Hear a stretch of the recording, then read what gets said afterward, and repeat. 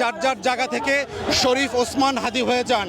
প্রত্যেকে যদি আমরা আজাদির পক্ষে যাই, প্রত্যেকে যদি আমরা লাল সবুজের পতাকার পাশে দাঁড়াই, প্রত্যেকে যদি আমরা দিল্লির আধিপত্যবাদের বিরুদ্ধে দাঁড়াই, রাজনৈতিক দুর্বৃত্তপনা যারা আছে দিল্লির গোলামদের বিপক্ষে দাঁড়াই, তাহলেই হচ্ছে আগামী দিনের ভবিষ্যৎ উজ্জ্বল হবে।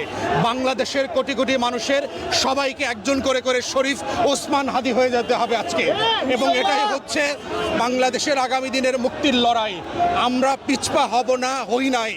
আওয়ামী ফ্যাসিবাদ এবং নব্য রাজনৈতিক ফ্যাসিবাদ যারা হচ্ছেন তাদের সবাইকে কড়া হুঁশিয়ারি দিচ্ছি, বাংলাদেশ 5ই আগস্টের আগের বাংলাদেশ আর ফিরবে না।